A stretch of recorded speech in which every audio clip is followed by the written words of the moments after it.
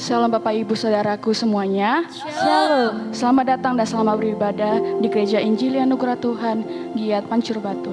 Selamat beribadah, Tuhan Yesus memberkati.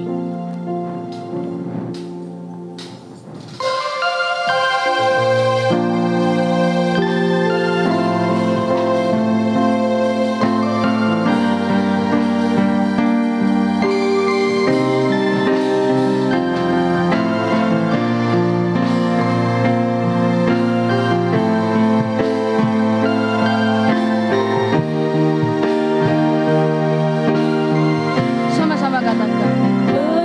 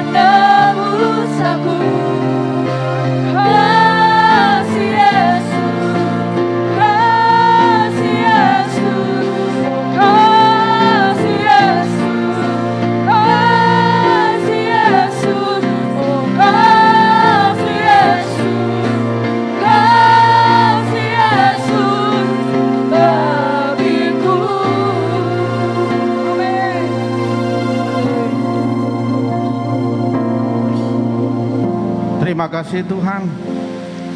Kami bersyukur pagi hari ini Bapa, kami bisa dapat beribadah Tuhan Yesus. Walaupun Tuhan cuaca yang tidak mendukung, tetapi iman kami tetap teguh Tuhan. Karena tidak ada yang dapat memisahkan kami daripada kasih-Mu. Kami percaya Tuhan, pengikutan kami kepadamu Tuhan, semuanya Bapa mendatangkan kebaikan bagi kami. Baik kemiskinan, baik bahaya dan juga persoalan tidak membuat kami lemah Tuhan. Tapi kami percaya segala sesuatu membuat iman kami semakin teguh di dalam Engkau Tuhan. Terima kasih Bapa. Kami bersyukur Tuhan pagi hari ini Bapa, semua anak-Mu Tuhan Yesus yang hadir pada pagi ini menjelang siang ini Tuhan bisa bersama-sama memuji nama-Mu. Kami percaya Tuhan, Engkau yang memberkati semua kami yang hadir, dan juga berkati juga saudara-saudara kami yang belum nyampe Tuhan di tempat ini. Sertai mereka Tuhan, berteguhkan iman mereka Bapa di dalam nama Yesus. Roh Kudus-Mu Tuhan memberikan kekuatan bagi mereka, baik mereka yang sakit, baik mereka yang menimpa masalah, baik mereka Tuhan yang lemah secara fisik. Yalah Tuhan, Engkau Allah Roh Kudus yang memulihkan, yang memberikan penghiburan, kekuatan pada hari ini Bapa. Kami syukur Tuhan Kau pimpin ibadah kami hingga siang nanti Tuhan Yesus, semua berjalan dengan baik Tuhan. Kami percaya hadirat-Mu turun di tengah-tengah kami pada siang hari ini Bapa, dan semuanya kami diberkati oleh suasana surga dan pemberkat daripada firman-Mu Tuhan. Segala kemuliaan bagi nama-Mu kami serahkan, biarlah Roh Kudus yang berdaulat sepenuhnya memimpin hati kami kepada kebenaran daripada firman-Mu Tuhan. Baik semua para pelayan pada pagi hari ini, Engkau berkati dancer, pemimpin pujian, singer Tuhan, pemain musik, satu pun Tuhan tidak Engkau lalui. Begitu juga hamba-Mu yang menyampaikan firman-Mu Tuhan, urapan-Mu secara khusus Tuhan, pengurapan dan juga penyingkapan firman Tuhan Kau berikan bagi dia Bapa di dalam nama Yesus. Segala kemuliaan nama-Mu, di dalam nama Tuhan Yesus kami berdoa. Haleluya Tuhan, amin. Amin. Berikan kemuliaan bagi nama Tuhan, saudara. Ya, panas walaupun hujan panas. Haleluya. Shalom umat pemenang. Shalom. Katakan kiri kanan saudara, kau adalah orang yang luar biasa, bah. Haleluya, haleluya. Puji Tuhan, saudaraku, kita umat pemenang, umat yang telah ditebus oleh darah Yesus. Hari ini kita beribadah kepada Tuhan dengan sukacita, amin saudara. Amin. Walaupun hujan tetapi semangat kita, kasih kita kepada Tuhan tidak kendor, katakan amin. Amin. Mari bersukacita saudara, mari kita semua umat pilihan Allah lakukan bangkit.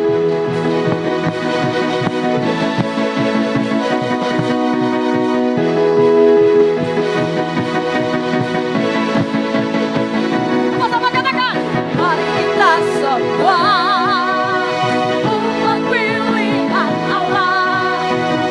panggilannya untuk menggenapi firman-Nya. Sekaranglah waktunya untuk berdiri bagi bangsa ini. Mari maju umat pemenang. Lagi katakan, mari semua, mari kita semua umat pilihan Allah. Dengarlah panggilannya untuk menggenapi firman-Nya. Sekaranglah waktunya untuk berdiri bagi bangsa ini. Mari maju umat pemenang. Bukan bangkit, bukan bangkit,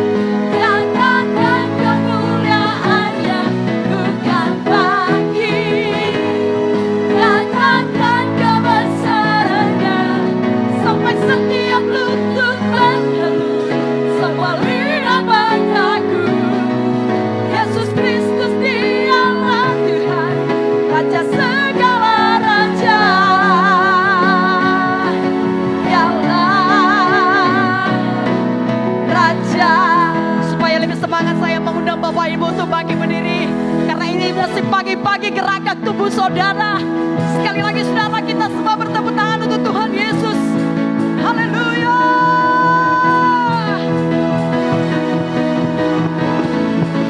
Pertama katakan, mari kita sembah umat pilihan Allah. Dengarlah panggilannya untuk menggenapi firman-Nya. Sekaranglah waktunya untuk berdiri bagi bangsa ini. Mari maju umat lagi. Mari kita semua, mari kita sembah umat pilihan Allah.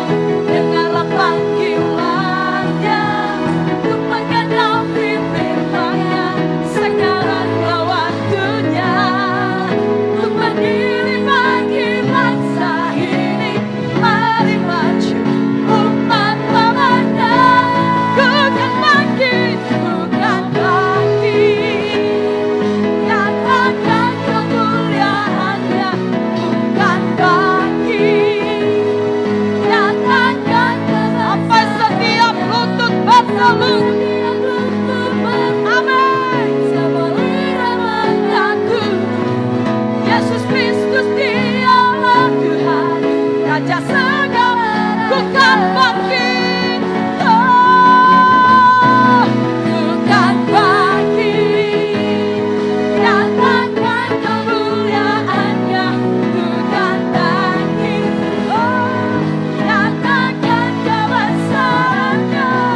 Sampai setiap lutut bertelut, semua lidah mengaku Yesus Kristus Dialah Tuhan, Raja segala. Umat Tuhan, katakan, ku kan bangkit sama-sama. Ya, ku kan bangkit.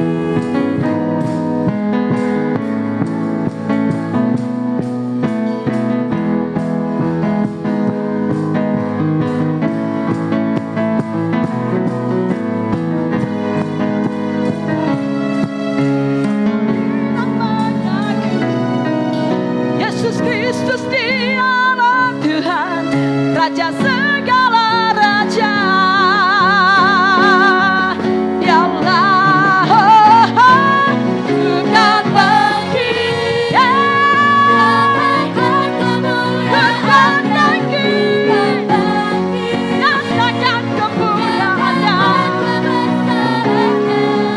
sampai setiap lutut bertelut, semua lidah mengaku Yesus Kristus Dialah Tuhan, Raja segala raja.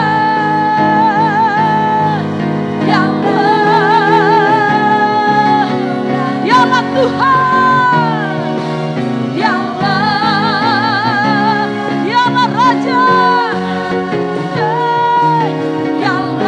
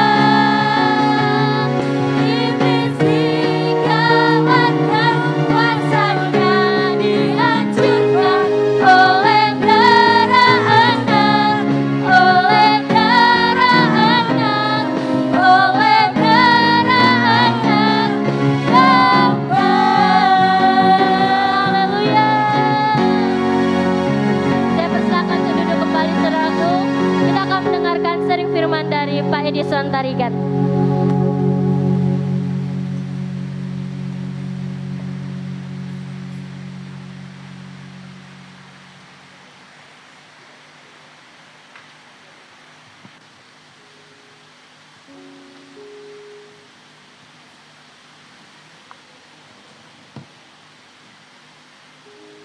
Shalom saudaraku.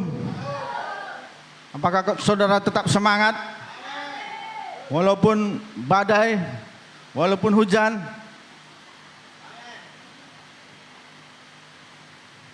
Puji Tuhan, saudaraku, hari ini saya mau sampaikan tentang pertumbuhan iman, saudaraku ya.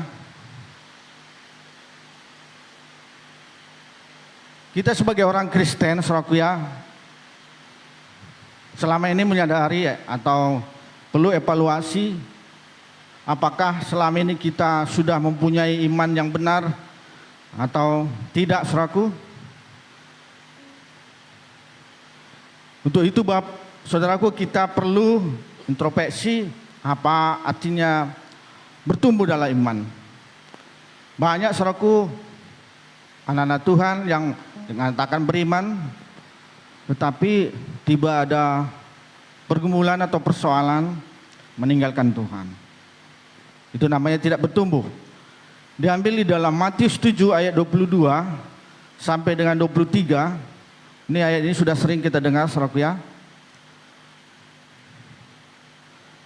Isinya yaitu tentang mereka menyampaikan firman Tuhan, sudah melayani Tuhan, sudah bernubuat, mengusir setan, tapi mereka, saudaraku, tidak berkenan kepada Tuhan. Yang lebih jelasnya kita buka dulu, saudaraku, di dalam Matius 7. Biar kita tahu isi ayat ini, saudaraku.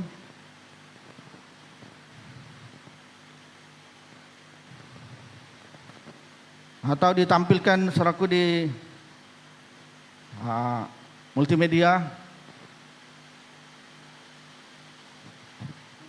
Dikatakan, saudaraku, pada hari-hari terakhir banyak orang akan berseru kepadaku, Tuhan, Tuhan, bukankah kami bernubuat demi namamu dan mengusir setan demi namamu dan mengadakan banyak mujizat demi namamu juga?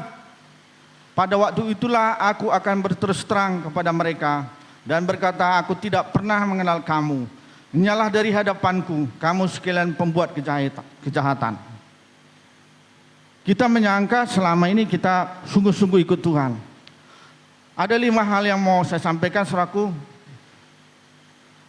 Di dalam Alkitab, Tuhan menyaksikan bahwa iman yang benar ialah iman yang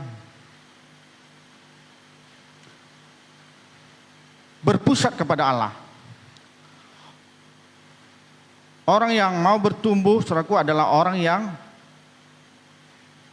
belajar untuk mengutamakan segala sesuatu bagi kemuliaan nama Tuhan, bukan bagi kepentingan kita sendiri. Di dalam Yohanes 3:30, orang yang bertumbuh bukan lagi menaikkan si akunya.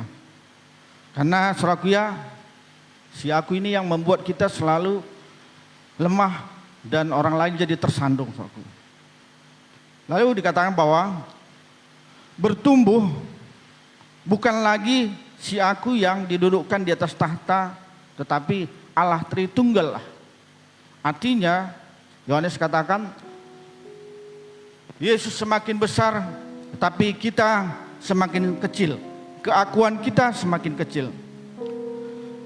Selanjutnya, saudaraku, bahwa yang kedua, orang Kristen yang bertumbuh adalah orang yang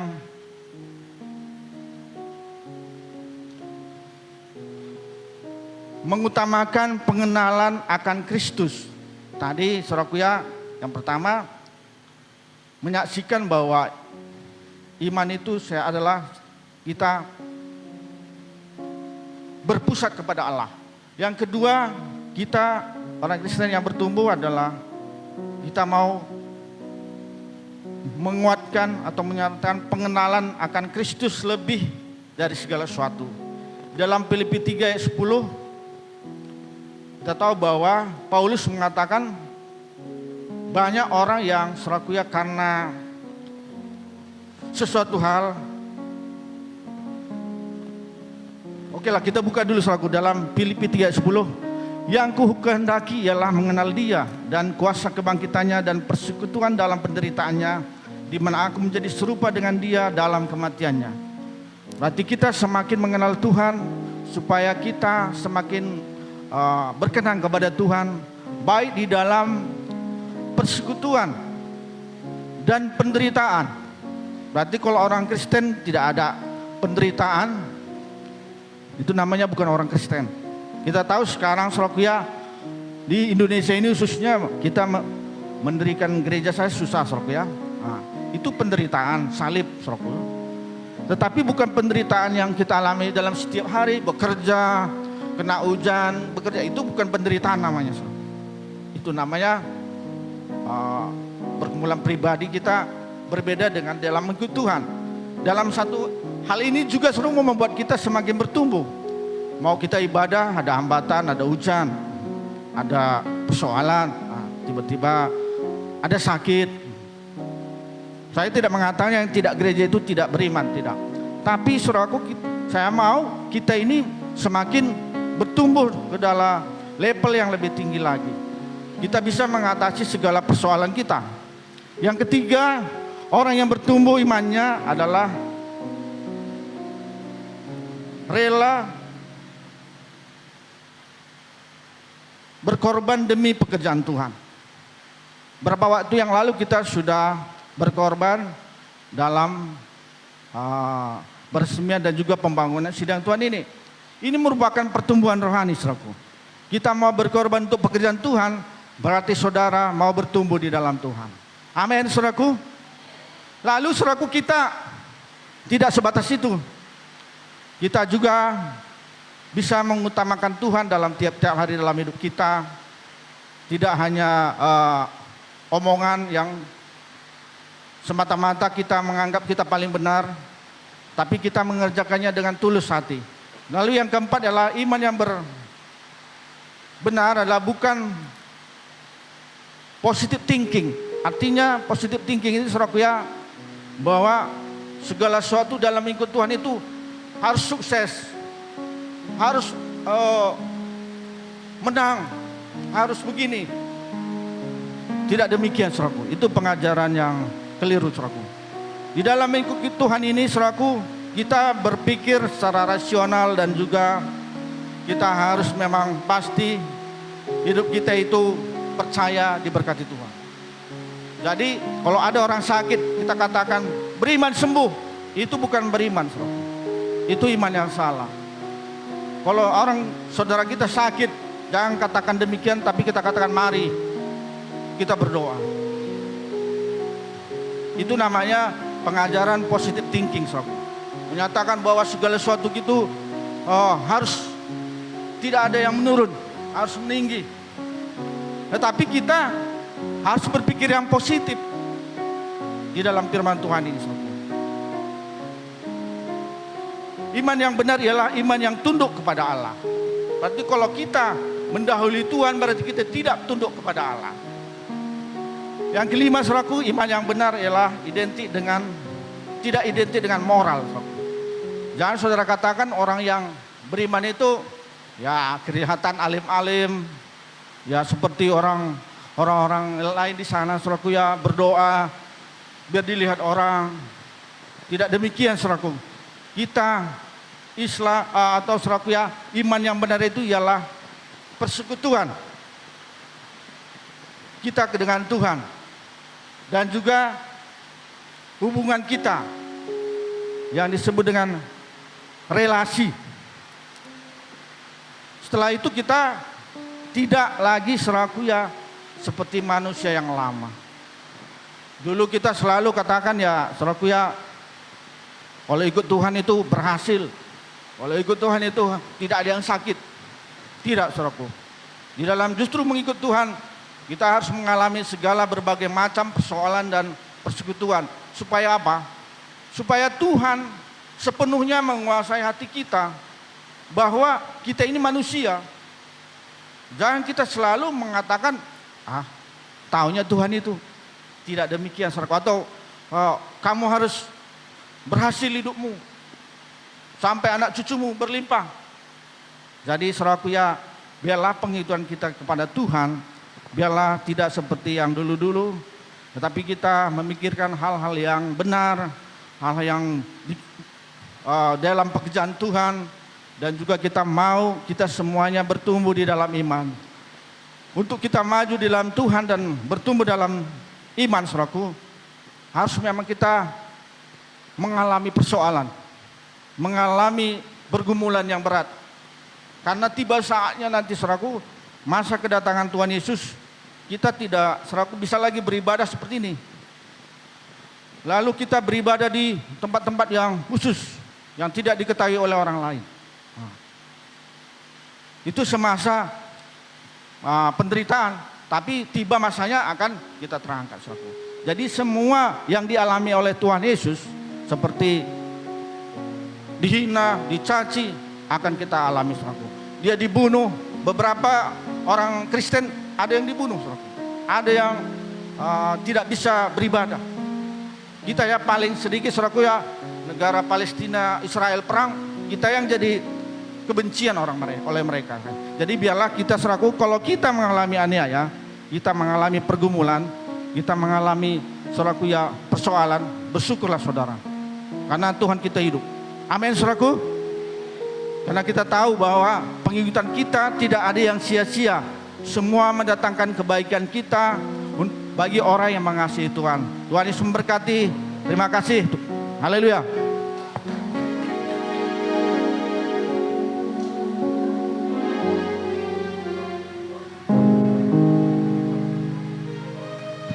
Puji Tuhan. Baik Bapak Ibu, mari kita bangkit berdiri.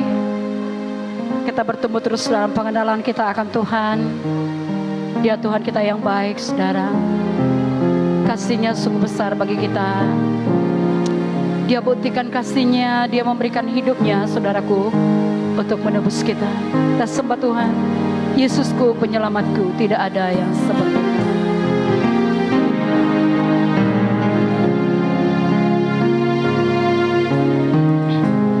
Yesusku, penyelamatku, tiada yang seperti Engkau.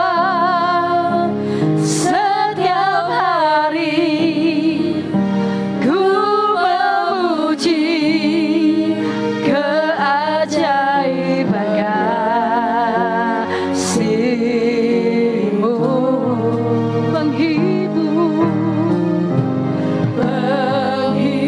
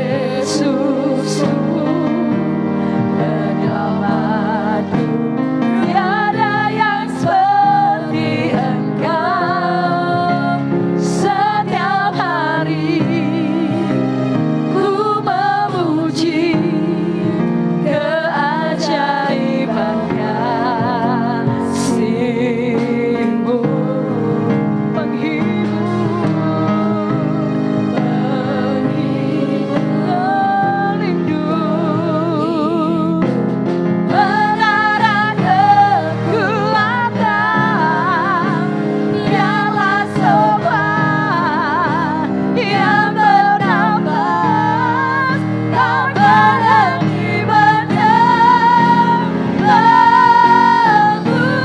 Nyanyi dan bersorak, nyanyi dan bersorak bagi Dia. Pujian hormat kuasa bagi Raja. Gunung tunduk mau bergelora, mendengar namamu Yesus. Ku bersuka atas perbuatan selamanya. Engkau Tuhan, tiada janji. Sekali lagi sama-sama katakan, nyanyi dan bersoraklah, nyanyi dan bersoraklah. Pujian hormat kuasa bagi Raja. Gunung tunduk, laut bergelora, mendengar namamu Yesus. Ku bersuka atas perbuatanmu selamanya. Kasihi Engkau Tuhan, tiada janji seperti yang ada tidak ada janji seperti yang ada padamu Tuhan.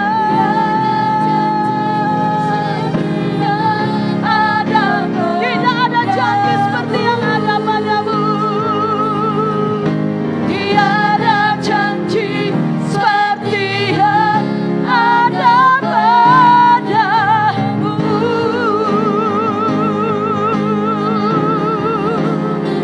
Engkaulah Tuhan kami, Engkaulah juru selamat kami.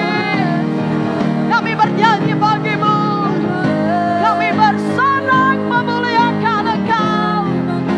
Hati kami mengagumimu.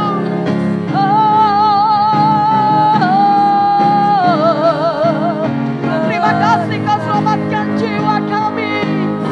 Terima kasih Kau ampuni segala kesalahan kami. Terima kasih Tuhan Kau menebus kami Tuhan. Kami bersyukur. Terima kasih Kau jadikan kami anak-anak-Mu Tuhan. Kami bersyukur kepadamu. Terima kasih Kau menyertai hidup kami. Tidak pernah Kau meninggalkan kami. Terima kasih Kau setia kepada kami. Walaupun kami tidak setia, tetapi Kau tetap setia Tuhan. Terima kasih untuk rahmat-Mu Tuhan. Terima kasih untuk kebaikan-Mu. Terima kasih untuk anugerah-Mu. Kami bersyukur, kami bersyukur, kami agungkan Engkau. Engkau sungguh baik Tuhan. Tidak ada yang dapat dibandingkan dengan Engkau. Engkau sungguh luar biasa Tuhan. Kami sembahkan, kami sembahkan. Oh, mari katakan Tuhan baik saudara. Sembah Tuhan saudaraku. Masyurkan kebaikan Tuhan. Oh, bersyukur kepadamu. Terima kasih Tuhan. Kami tinggikan namamu. Kami angkat Engkau Yesus. Kami bersyukur.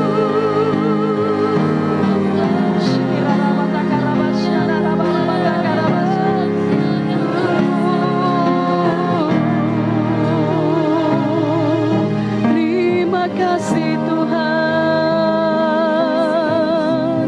Terpujilah namamu.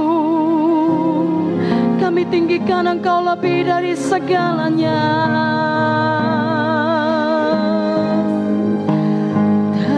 Terpujilah Tuhan. Yesus ditinggikan di atas pujian, dari dalam lubuk hatiku ku sujud dan berterima. Terpujilah Tuhan Yesus, terpujilah Tuhan Yesus, ditinggikan di atas pujian, dari dalam lubuk hatiku ku sujud dan berterima. Sekali lagi sama-sama, terpujilah.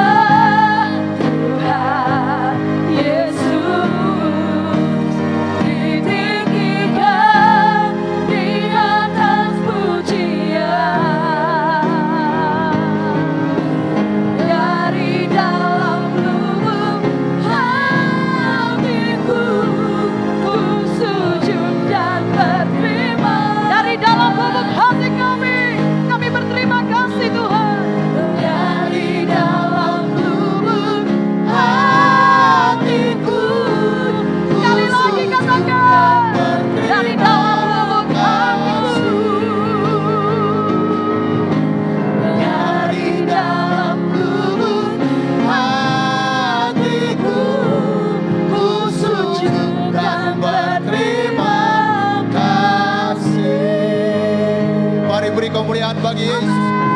Mari berikan kemuliaan kepada-Nya. Oh ya terpujilah Engkau Tuhan. Luar biasa dan dahsyat dan heran Engkau. Ajaib Engkau Tuhan. Engkau Allah kami yang hidup. Engkau Allah kami yang berkuasa Tuhan. Segala hormat, pengagungan hanya bagi-Mu saja Tuhan. Terima kasih Bapa. Oh Tuhan Yesus, di pagi hari yang indah ini Tuhan, kami boleh datang lagi. Oh Tuhan Yesus, beribadah kepada-Mu dan duduk diam di bawah kaki-Mu Tuhan, untuk mendengarkan sabda-Mu. Berbicaralah Engkau kepada kami pribadi lepas pribadi Tuhan, dan tidak seorang pun yang Engkau lalui Tuhan, tapi semuanya kami ini Tuhan Engkau jamah Tuhan, Engkau lawat Tuhan, Tuhan, dan Engkau ubahkan Tuhan. Karena kami tahu firman-Mu Engkau sendiri Tuhan. Tuhan, firman-Mu itu pelita bagi kaki kami dan terang bagi jalan kami. Lewat firman-Mu kami tahu apa yang harus kami perbuat agar kami menyenangkan Engkau, agar hidup kami Tuhan menyukakan Engkau saja Bapa.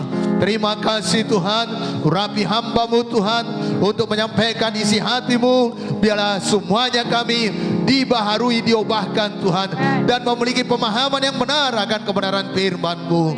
Terima kasih Bapa, Tuhan Yesus, dan Engkau yang berjanji meneguhkan firman-Mu Tuhan.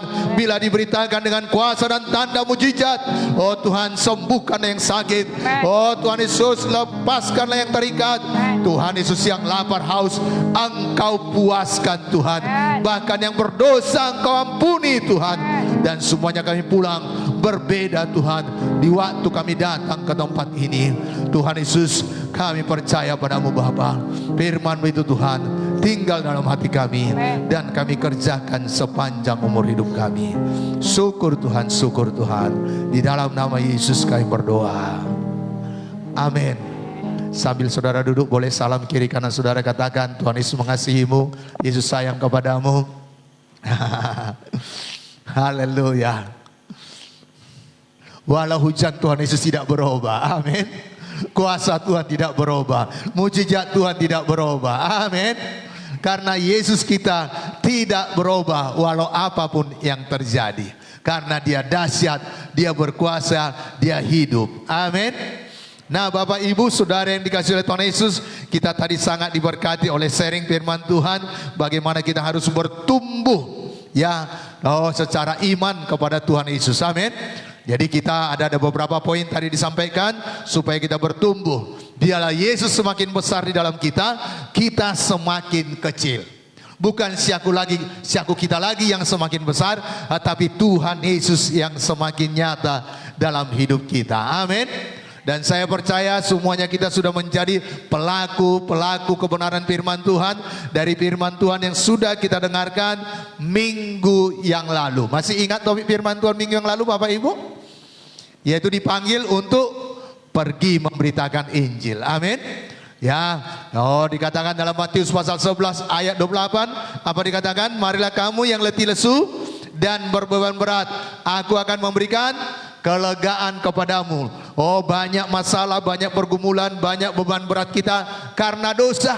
Yesus mengajak dan dia berkata, mari kita datang pada Yesus dengan sungguh-sungguh. Nah, sesudah kita datang pada Yesus, cukupkah sampai di situ? Tidak. Ada Matius pasal 28 ayat 19 berkata, pergilah, ya jadikanlah segala bangsa muridku. Nah, sesudah kita mendapatkan kelegaan, jangan nikmati sendiri. Amin. Sesudah kita diampuni dosa kita, jangan nikmati sendiri. Masih banyak di luar sana yang belum peroleh kepastian akan dosanya, beroleh pengampunan. Banyak di luar sana yang masih terikat dengan dosa, yang ditindas oleh dosa. Mungkin dia lebih kaya dari saudara, lebih sukses dari saudara, tapi saudara memiliki Yesus, dia tidak memiliki Yesus. Yesus berkata, di luar aku kamu tidak dapat berbuat apa-apa. Dan hanya Yesus jalan ke surga, nggak ada jalan lain. Mari Bapak Ibu, kita jadi pelaku firman. Dan hari ini topik firman Tuhan yang sangat sedikit-sedikit juga menakutkan. Kenapa? Karena firman Tuhan hari ini saya kasih judul, celakalah aku bila tidak memberitakan Injil. Wah, semua orang tidak mau celaka, bukan? Tapi Paulus berkata, celakalah aku bila aku tidak memberitakan Injil. Mari kita lihat sebentar dalam 1 Korintus pasal yang ke-9 ayat yang ke-16. Mari Bapak Ibu kita baca bersama-sama. Ya, mari 1, 2 ya. Karena jika aku memberitakan Injil, aku tidak mempunyai alasan untuk memegahkan diri. Sebab itu adalah keharusan bagiku. Celakalah aku jika aku tidak memberitakan Injil. Ini pernyataan Paulus. Dia satu rasul yang besar, seorang rasul yang besar. Bahkan sampai saat ini kita sangat diberkati oleh tulisan-tulisan oleh Rasul Paulus ini. Ya, kalau dibandingkan dari semuanya buku yang ada dalam perjanjian baru, sepertiga perjanjian baru itu Rasul Paulus yang menuliskannya. Bapak Ibu, tapi ada beberapa orang yang sudah dilayaninya, yang sudah diinjilinya, menyangsikan kerasulannya, mempertanyakan kerasulannya. Karena bagi mereka pemahaman rasul itu adalah 12 murid yang dipilih Yesus langsung. Tapi Yudas Iskariot, saudara tahu kemana dia landingnya. Dia ambil jalan pintas. Dia ambil jalannya sendiri. Sehingga dia harus digantikan. Murid-murid yang pertama, para rasul, 11 rasul selain Yudas Iskariot, mengambil undi menggantikan Yudas Iskariot. Terpilih Matias, tapi itu dengan cara manusia.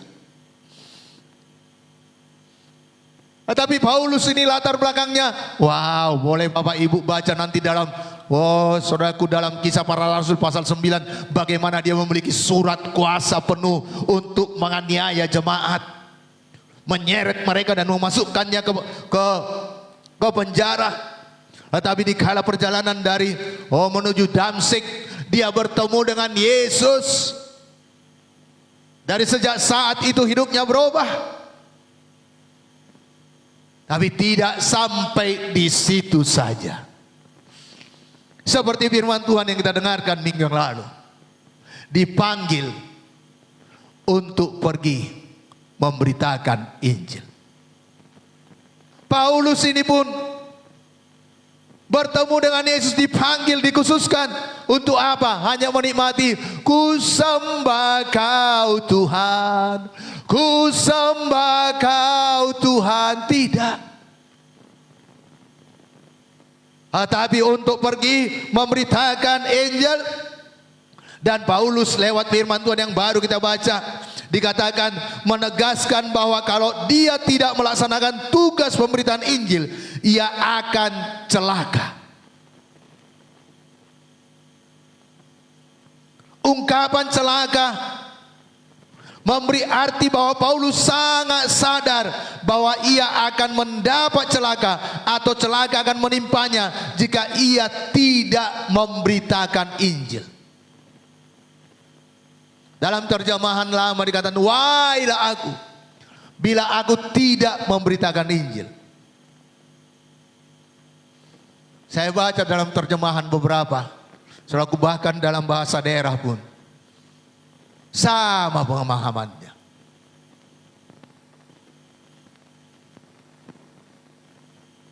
Mengapa Paulus sampai menegaskan bahwa ia akan mengalami celaka kalau tidak memberitakan Injil? Mari kita lihat dulu sebentar dalam Kisah 9 ayat yang ke-15 dan 16. Ini dikala Paulus bertemu dengan Tuhan. Tuhan Yesus perjalanan ke Damsyik. Kita baca mulailah dari ayat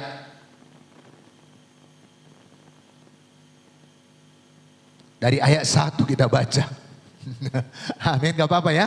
Ya, bagaimana berubahnya Paulus ini. Ya, perikopnya Saulus bertobat. Sementara itu berkobar-kobarlah hati Saulus untuk mengancam dan membunuh murid-murid Tuhan.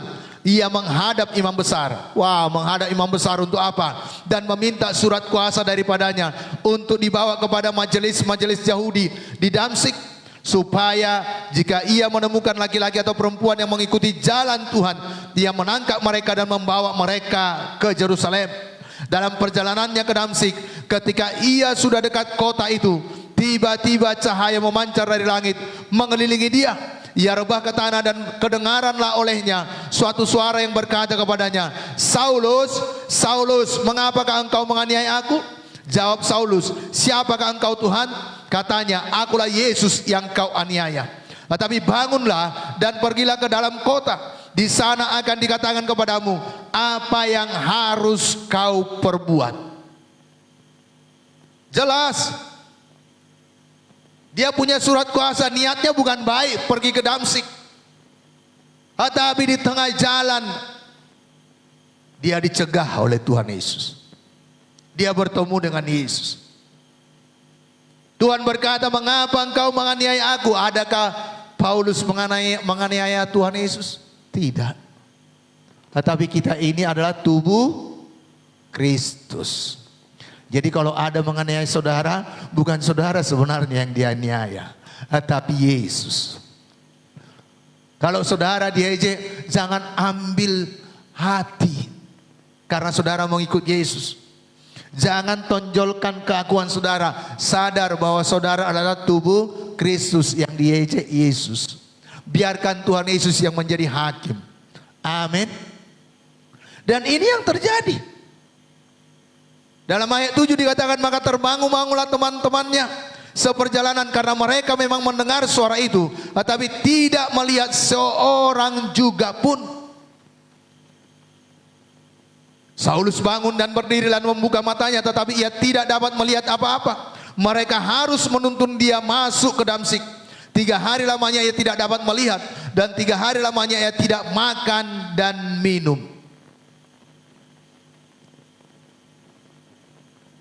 Bapak Ibu, sampai di situ tidak. Di Damsyik ternyata ada seorang murid Tuhan yang sungguh-sungguh, namanya Ananias.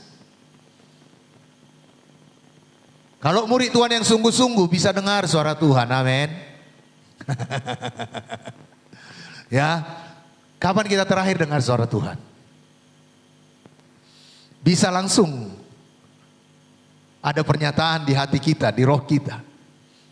Bisa juga lewat firman-Nya. Kalau saudara dengar firman Tuhan, jangan kerasan hati saudara. supaya kita bisa mendengarkan suara Tuhan sama seperti apa yang dialami Ananias ini. Firman Tuhan kepadanya dalam suatu penglihatan. Ananias jawabnya, ini aku Tuhan. Apa kata Tuhan? Firman Tuhan, mari pergilah ke jalan yang bernama jalan lurus dan carilah di rumah Yudas seorang dari Tarsus yang bernama Saulus. Ia sekarang berdoa. Dan dalam suatu penglihatan ia melihat bahwa seorang yang bernama Ananias masuk ke dalam dan menumpangkan tangannya ke atasnya supaya ia dapat melihat lagi. Bapak Ibu, Ananias enggak langsung pergi, masih berbantah. Tuhan, sudah ku dengar, kejam ini orangnya Tuhan. Ini penganiaya Tuhan. Sudah banyak teman-temanku Tuhan diseretnya, masukkan ke penjara.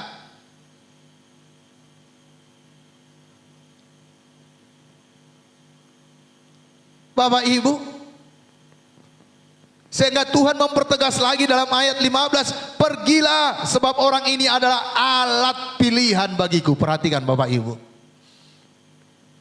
Kita sudah dengar firman Tuhan minggu yang lalu. Siapa ingat Yohanes pasal 15 ayat yang ke-16? Boleh tampilkan di layar.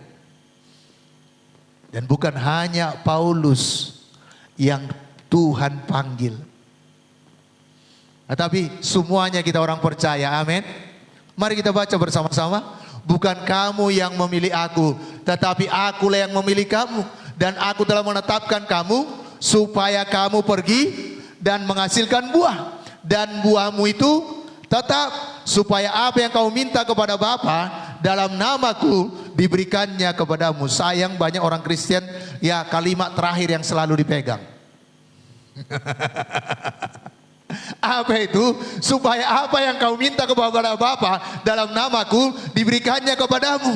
Yang dia pegang, kalau dia berdoa dia minta sama Bapa pasti diberikan. Tetapi yang di atasnya dia tidak lakukan. Bapak Ibu, jadi jelas dikatakan di sini, pergilah sebab orang ini adalah pilihan bagiku. Inilah alasan Paulus. Makanya berkata, celakalah aku bila aku tidak memberitakan Injil, karena Tuhan sudah memilih dia untuk memberitakan namanya. Dan saya dan saudara, Bapak Ibu semuanya yang ada di sini dan juga Bapak Ibu yang ada secara online ikut ibadah bersama-sama dengan kami di tempat ini.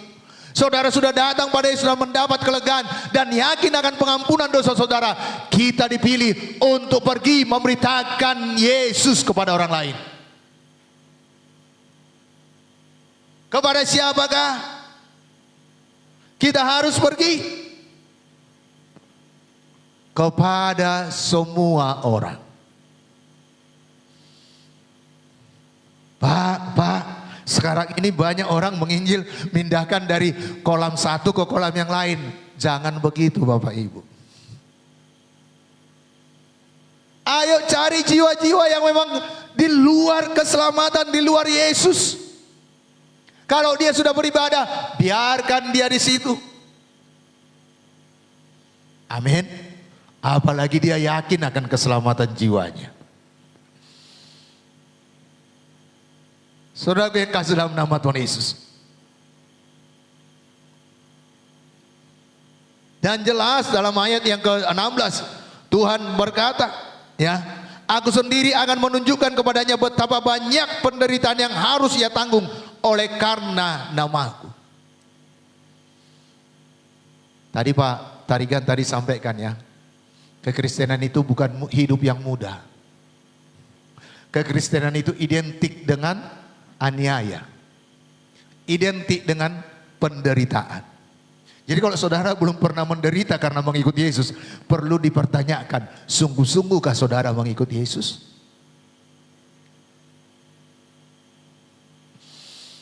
Ini bukan kabar yang disukai orang-orang, tetapi ini yang Yesus sampaikan kepada Ananias akan apa yang dihadapi oleh Paulus.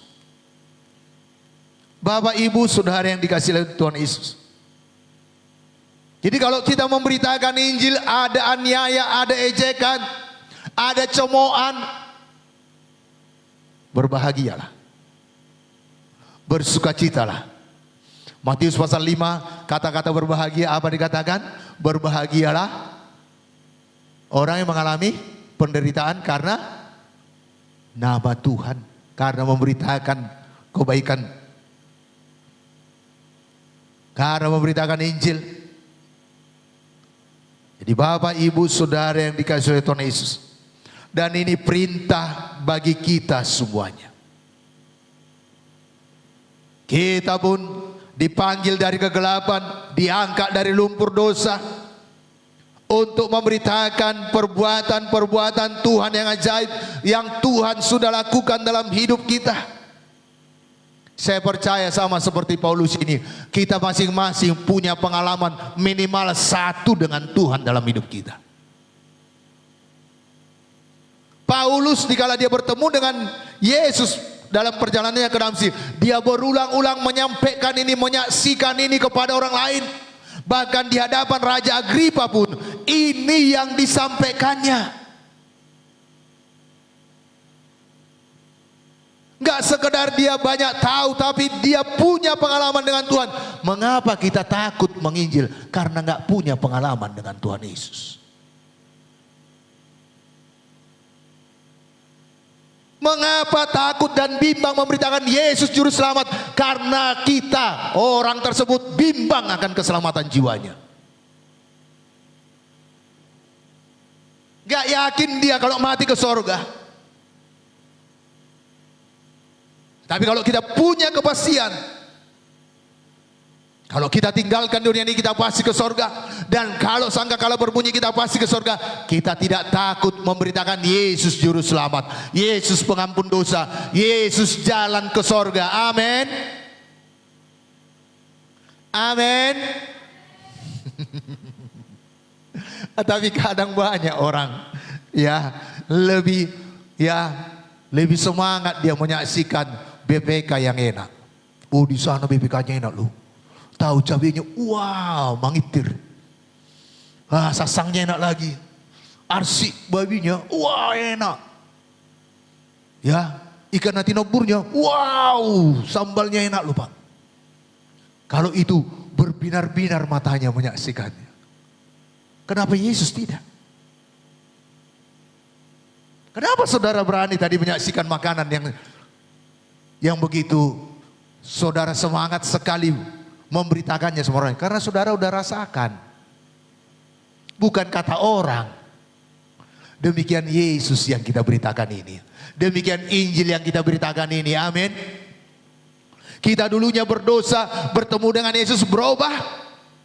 Kita dulunya tidak tahu masa depan, takut khawatir akan masa depan. Bertemu dengan Yesus punya iman, punya masa depan yang penuh harapan. Dulunya rumah tangga kita di ujung tanduk hampir bercerai, datang pada Yesus berubah menjadi rumah tangga yang harmonis.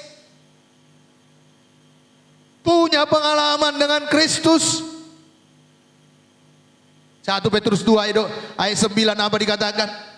Saya bacakan bagi kita semuanya. 1 Petrus 2 ayat yang ke-9.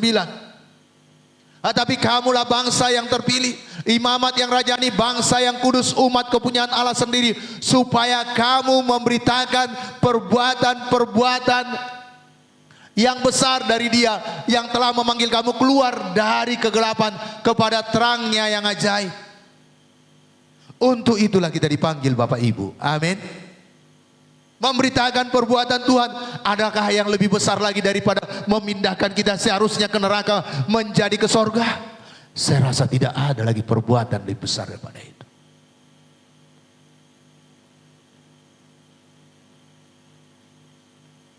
Dari ketidakpastian menjadi pasti. Ayo Bapak Ibu kita bergairah untuk ini. Amin. Dan setiap umat Tuhan bukan hanya dipanggil untuk percaya saja kepada Yesus Kristus dan diselamatkan, tetapi setiap orang percaya juga dipanggil untuk memberitakan Injil. Jadi yang pertama, Paulus sadar dia dia dipanggil untuk itu. Dan memberitakan Injil itu suatu keharusan. Dan memberitakan Injil bukan untuk dibangga-banggakan. Bukan untuk megah-megahan, tidak. Karena itu suatu tugas kewajiban.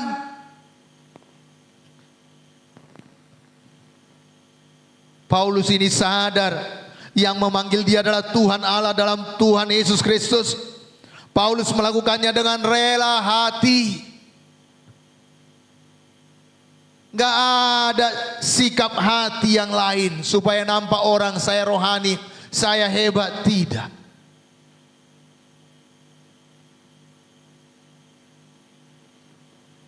Itu suatu keharusan bagi kita yang percaya pada Kristus. Amin. Jadi memberitakan Injil adalah perintah Tuhan. Dalam memberitakan kabar anugerah ini, kita tidak harus kepada orang-orang yang di luar agama Kristen saja. Tetapi setiap orang yang belum percaya pada Kristus. Karena banyak orang menyebut dirinya Kristen, tetapi tanpa pertobatan. Ada orang berkata Kristen KTP. Dia bisa jadi orang Kristen karena kelahiran, karena dia lahir di keluarga Kristen. Opungnya Kristen, orang tuanya Kristen, dia pun ikut Kristen, tetapi tidak mengenal Kristus sama sekali. Ini pun menjadi ladang penginjilan.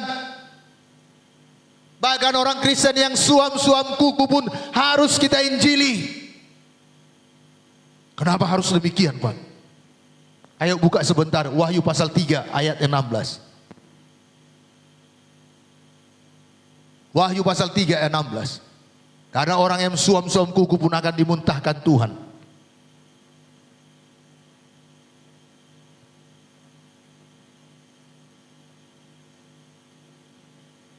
Dari ayat 14 lah. Ini salah satu jemaat yang ada di buku Wahyu, yaitu sidang Laodikia. Ayat 14 sampai 16. 1-2 ya. Dan tuliskanlah kepada malaikat jemaat di Laodikia, inilah firman dari Amin, saksi yang setia dan benar, permulaan dari ciptaan Allah.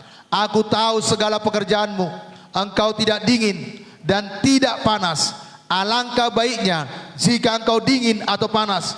Jadi karena engkau suam-suam kuku dan tidak dingin atau panas, aku akan memuntahkan engkau dari mulutku. Keluar enggak dari keselamatan? Orang yang suam-suam kuku, bahkan sidang yang suam-suam kuku, Tuhan berkata, aku muntahkan. Ayo, ini pun suatu ladang penginjilan yang besar. Kalau saudara menjumpai orang-orang yang belum percaya pada Yesus, belum pernah dengar sama sekali, itu pun ladang yang sangat besar. Jadi masing-masing, saudaraku, kita punya lahan untuk memberitakan Injil. Masing-masing kita punya tempat dalam memberitakan Injil. Amin. Nggak perlu kita rebut-rebutan. Ngerti maksud saya? Amin. Dan memberitakan Injil kepada orang lain. Bukan tujuannya, wah puji Tuhan kalau semua kursi tempat kita beribadah ini penuh lewat penginjilan saudara. Apalagi ada 2-3 kali ibadah lagi ke depan. Tapi tujuan utamanya bukan untuk memenuhi tempat ini. Tujuan utamanya untuk memenuhi sorga. Amin. Tujuan utama kita untuk menginjil, membuat orang yang berdosa bertobat, meninggalkan dosanya. Yang dulunya jahat berbalik dan datang pada Yesus, jadi mengasihi. Yang dulunya pantang barang ada dilihatnya, udah hilang lenyap sebentar lagi. Tapi karena saudara menginjilinya, bertobatlah bertobatlah turang, bertobatlah eda, berubah dia. Dulunya orang datang, kalau dia datang, tutup pintu. Tetapi sesudah dia datang pada Yesus, wah, marah di jauh itu. Tinggal dulu lah ya. Kenapa? Senang orang jumpa dengannya. Itu tujuan Injil yang kita sampaikan. Dulunya suka bertengkar, parbada bolon. Ya, orang cakap satu dia udah 1000.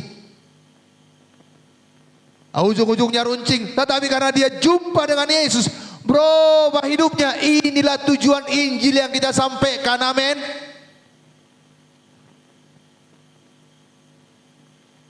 Dan memberitakan Injil yang demikian bukan karena hebat dan bukan karena kuat kita. Tidak cukup dengan fasilitas saja. Kita butuh kuasa ilahi, yaitu Roh Kudus dalam hidup kita. Dan itu janji Tuhan. Dalam Kisah 1 ayat 8 apa dikatakan? Tetapi kamu akan menerima kuasa apabila Roh Kudus turun ke atas kamu, dan kamu akan menjadi saksiku di Yerusalem, Judea, Samaria, dan sampai ke ujung bumi. Roh Kudus yang memberikan kuasa kepada kita. Bapak Ibu, manusiawi kita hidup untuk diri sendiri. Hidup untuk ego kita. Gak peduli dengan orang lain. Jangankan di luar rumah kita, di tengah rumah kita, kalau kita ikuti kedagingan kita, kadang gak peduli dengan istri, suami, anak-anak. Yang penting aku kenyang. Yang penting aku makan enak. Yang penting aku punya waktu dengan teman-temanku. Gak peduli dengan istri dan anak-anak. Sedangkan nunggu di rumah. Kita asik singgah dulu di kedai. Tapi karena kebenaran firman Tuhan sudah membaharui kita, mengubahkan kita, dan Roh Kudus menguasai hidup kita, kita care, peduli, mencari tahu apa yang bisa kita perbuat bagi orang lain, yang terutama memberitakan Injil kepadanya. Amin. Karena jelas Yesus berkata, tetapi kamu akan menerima kuasa. Oh saudaraku, kita akan beroleh kuasa untuk menjadi saksi Tuhan. Penginjilan kita bukan hanya sekedar kepintaran berkata-kata saja, tidak, tapi diteguhkan oleh kuasa Tuhan, kuasa ilahi. Karena hanya Roh Kudus yang dapat menginsapkan orang-orang yang kita layani akan dosa, penghakiman, dan apa?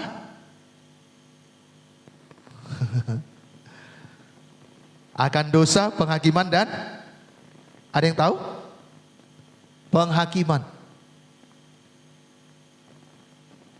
Hanya Roh Kudus yang dapat menyadarkan. Kalau dengan kekuatan kita mustahil. Jadi untuk itu mari kita bangun hubungan kita dengan Tuhan Yesus dan senantiasa penuh dengan Roh Kudus. Amin. Dan penginjilan yang kita lakukan, penginjilan dengan kuasa Tuhan. Saudaraku, dalam Lukas pasal yang ke-10 ayat 12 sampai 20, ini agak sedikit panjang. Apa dikatakan? Aku berkata kepadamu, pada hari ini Sodom akan lebih ringan tanggungannya daripada kota itu. Selanjutnya, ya, celakalah engkau Korajim. Maaf, ya terus saja lewatkan. Ayat 19 coba. Iya. Apa dikatakan di sini? Karena murid-murid pergi memberitakan Injil. Sesungguhnya aku telah memberikan kuasa kepada kamu untuk menginjak ular dan kalajengking, dan kuasa untuk menahan kekuatan musuh, sehingga tidak ada yang akan membahayakan kamu. Bapak Ibu boleh ikuti satu perikop ini. Bagaimana pergi mereka memberitakan Injil. Ayat 20. Janganlah bersukacita karena iblis, karena roh-roh itu takluk kepadamu. Dikatakan, namun demikian janganlah bersukacita karena roh-roh itu takluk kepadamu, tetapi bersukacitalah karena namamu ada terdaftar di sorga. Jadi sukacita kita karena nama kita ada di sorga. Bukan karena setan iblis tunduk pada kita. Sukacita kita bukan karena orang lumpuh berjalan, tuli mendengar, bisu berbicara, tidak. Sehingga apa yang disampaikan tadi dalam sharing firman Tuhan, Matius pasal 7 ayat 21, 22 menjadi awas bagi kita. Kenapa? Karena itu karunia. Nah, tapi Tuhan Yesus jelas berkata kepada murid-murid karena mereka pulang memberikan laporan. Janganlah bersukacita karena itu, tapi bersukacitalah karena namamu terdaftar di sorga. Amin. Tujuan semuanya mujizat itu supaya jiwa-jiwa tersebut bertobat dan mengetahui Yesus itu hidup. Yesus itu berkuasa. Yesus yang kita beritakan itu adalah Yesus yang hebat. Amin. Jadi mari Bapak Ibu, tujuan kita memberitakan Injil agar mereka meninggalkan perbuatan sia-sia dan berbalik kepada Tuhan Yesus. Dan pemberita Injil harus memiliki hati yang suci, mengasihi, tidak ada motif-motif yang lain. Dan ini dihasilkan oleh Roh Kudus yang berdiam dalam kita. Ini bisa jadi kalau kita penuh dengan Roh Kudus dan membiarkan Roh Kudus memimpinkan kita.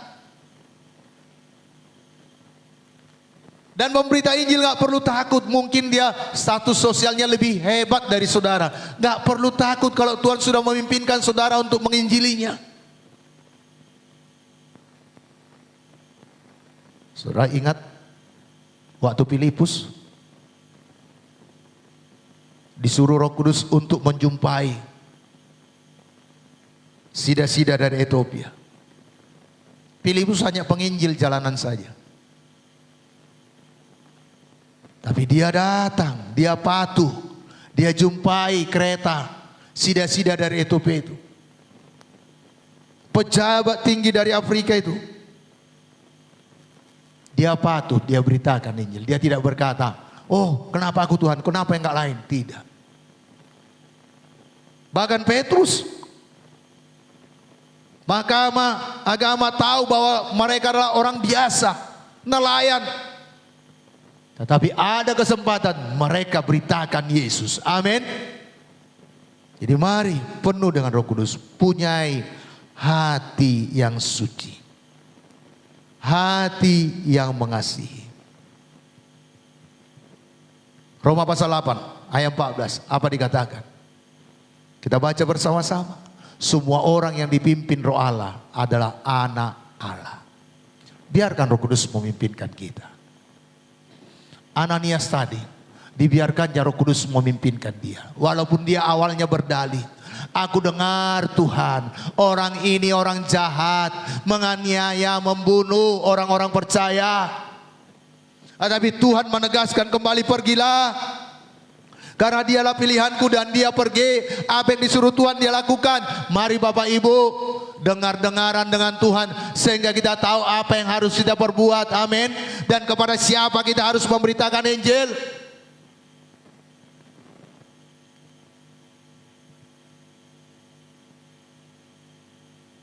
Terutama kepada orang-orang terdekat kita.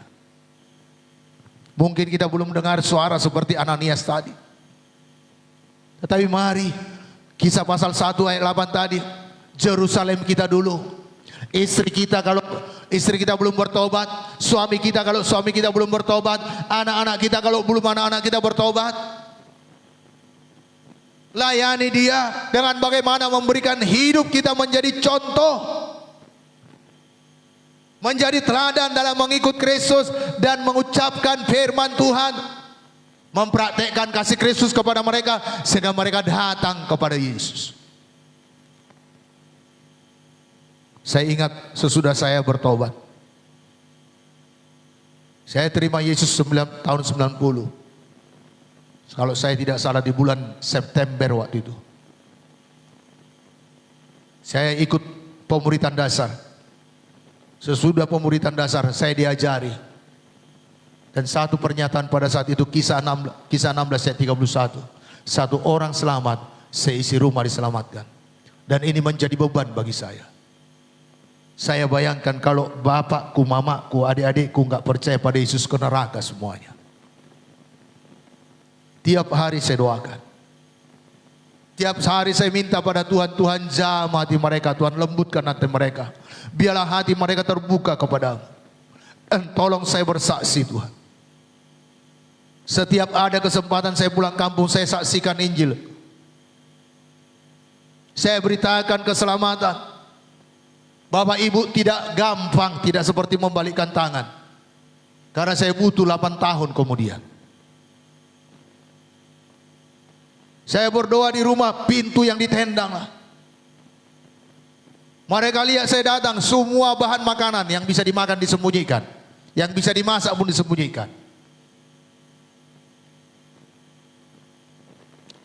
Putus hubungan. Tapi tetap mengasihi. Tapi tahun yang ke-8, satu demi satu bertobat. Bapak kami yang begitu keras pun, di akhir hidupnya dia terima Yesus menjadi Tuhan dan Juru Selamat pribadinya. Dan mama kami, walau sudah tua, kalau ada kebaktian kebangunan rohani, dia paling suka membagi undangan, mencari jiwa-jiwa. Dan bahkan beberapa kali bawa beberapa bus sampri untuk bawa jiwa-jiwa ke tempat KKR. Mereka tetean urunan untuk charter mobil. Bapak Ibu, kenapa? Karena dia sudah alami. Awalnya nggak seperti itu. Saya dibilang si Mardan lah, anak durhaka. Ya, Bibelon lah. Karena kemana-mana beritakan Injil. Kemana-mana bawa yang memberitakan Yesus. Saudaraku, mari. Biarlah ini menjadi gaya hidup kita. Amin. Dan memberitakan Injil berorientasi kepada upah yang kekal. Bukan berorientasi akan upah di dunia ini. Paulus berkata, dia memberitakan Injil bukan untuk memperoleh mahkota yang panah, melainkan mahkota yang abadi. Dalam 1 Korintus 9 ayat 25 apa dikatakan?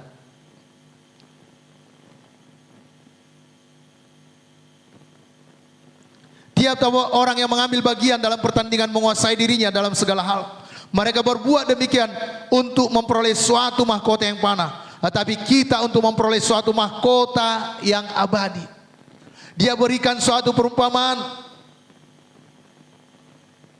dalam pertandingan perlombaan, saudaraku, untuk memperoleh mahkota yang abadi. Kalau perlombaan dunia ini berlomba lari atau mungkin olimpiade, hanya mahkota yang panah yang dia dapat. Tetapi kalau kita berlomba dalam melakukan apa yang disuruhkan Tuhan kepada kita dan kita mencapai garis akhir, kita akan memperoleh mahkota yang abadi. Yang dimaksud dengan mahkota abadi ialah mahkota yang kita dapat di dalam menghadap dalam pengadilan Kristus. Dan ini hanya dapat kita raih dengan jalan menyerahkan beberapa hak kita demi kepentingan orang lain, demi keselamatan orang lain. Saudaraku, mungkin waktu kita, mungkin harga diri kita kayaknya diinjak-injak. Mungkin uang kita yang kita korbankan supaya orang lain beroleh keselamatan, nggak ada persoalan. Jangan kita punya motif yang salah. Biar nanti dikembalikan Tuhan. Aku memberilah untuk penginjilan. Seperti tadi apa yang disampaikan oleh Pak Tarigan.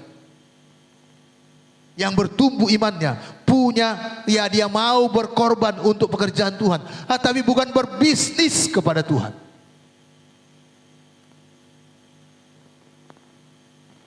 Karena kalau apa yang kita korbankan, kalau dalam perjanjian lama kalau dikorbankan di atas mezbah harus habis terbakar. Kayak mana bisa kembali kalau udah habis terbakar? Biarlah semua korban kita ya seperti ini, menyerahkan ya beberapa hak kita demi kepentingan orang lain. Waktu kita, mungkin doa kita, air mata kita. Tuhan, selamatkanlah mertuaku Tuhan. Tuhan, asal jumpa kami. Tuhan, seringkali gak enak cakapnya Tuhan. Oh Tuhan Yesus, Engkau berkata satu orang selamat, seisi rumah diselamatkan. Selamatkan dia Tuhan. Aku percaya oleh karena firman-Mu, oleh karena kasih-Mu, dia sanggup Tuhan berubah Tuhan.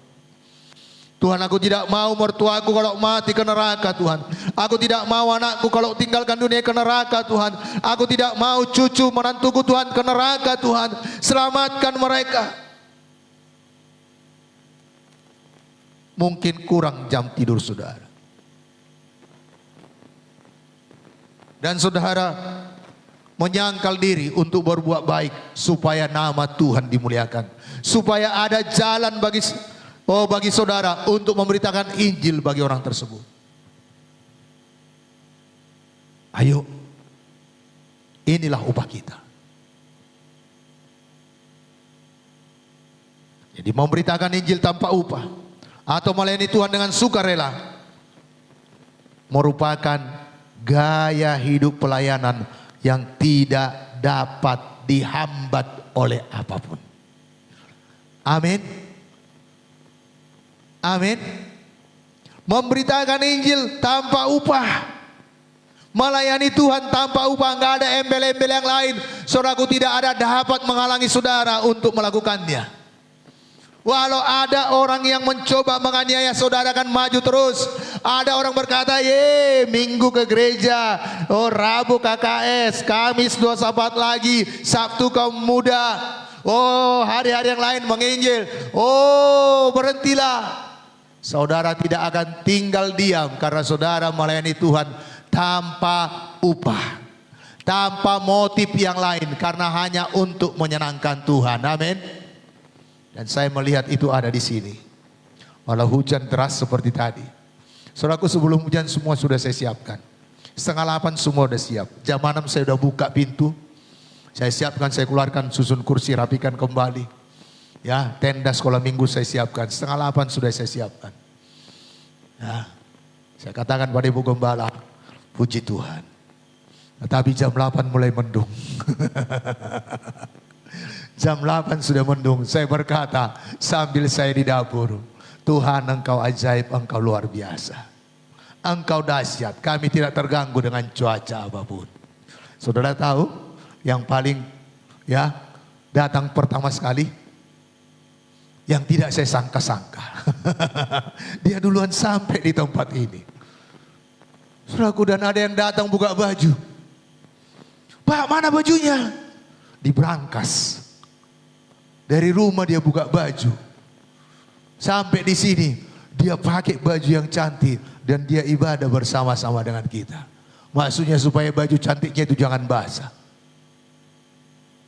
Saudaraku, nggak kalah dengan keadaan. Amin. Karena saudara cinta pada Yesus. Karena saudara sayang pada Yesus. Dan tidak ada dapat apa kita berbuat untuk membalas kasihnya. Tuhan hanya memerintahkan kita untuk pergi, beritakan Injil. Karena semua kita berutang kepadanya. Berutang akan keselamatan jiwa kita. Dan Tuhan berkata, Dia tidak berkenan kematian orang-orang fasik. Dia tidak menginginkan seorang pun yang mati dan masuk ke neraka. Dia menginginkan semua orang berbalik dan bertobat. Tuhan tidak pakai siapa-siapa Bapak Ibu. Tuhan pakai saudara dan saya. Tuhan tidak pakai malaikat. Tuhan tidak pakai secanggih apapun teknologi. Tetapi Tuhan mempercayakan pemberitaan Injil kepada saya dan saudara. Marilah, seberapa bisa kita jangkau jiwa-jiwa di luar sana, mari beritakan Yesus. Kalaupun ada aniaya, mari tetap setia melakukannya. Amin. Karena ada upah kita yang kekal menantikan kita di sorga. Mari kita bangkit berdiri.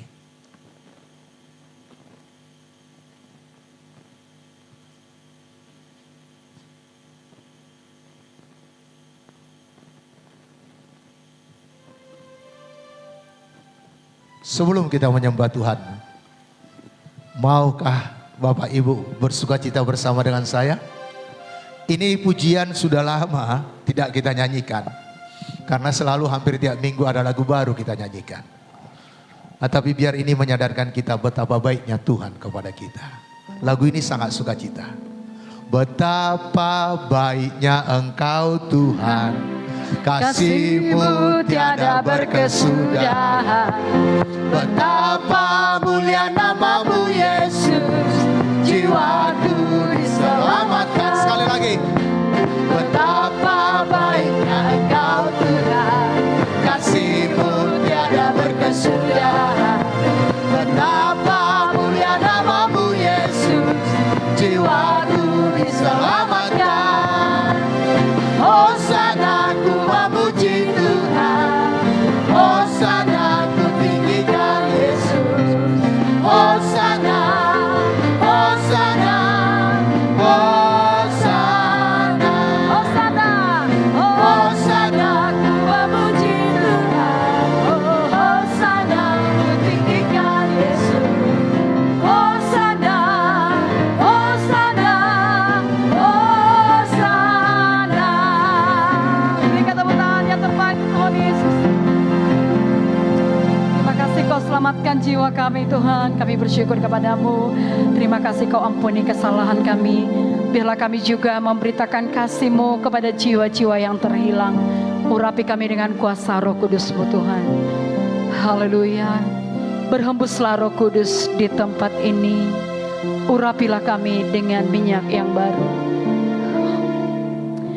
Berhembuslah Roh Kudus di tempat ini. Berhembuslah Roh Kudus dengan kuasa-Mu. Pulihkanlah gereja-Mu di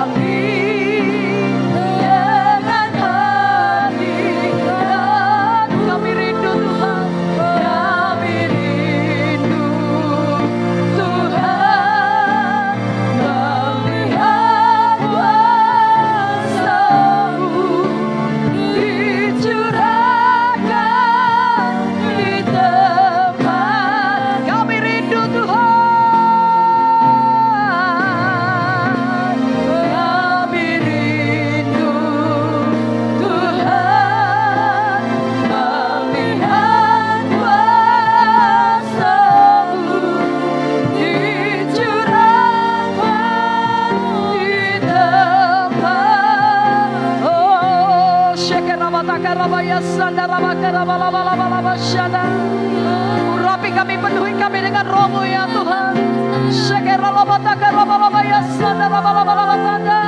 Berikan kami keberanian untuk pergi memberitakan Injil-Mu Tuhan. Oh, taruhkan belas kasihan-Mu, taruhkan beban di hati kami. Oh, mengalirlah kuasa Roh Kudus.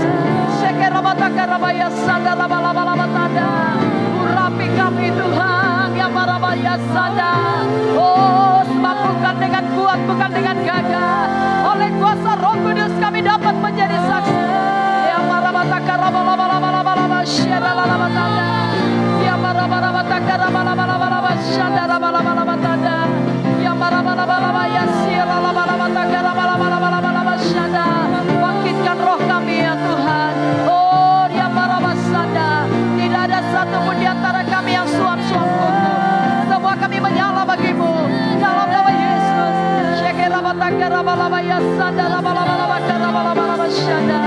Oh, ya terima kasih Tuhan. Kami bersyukur Tuhan. Kami cinta Kau Yesus.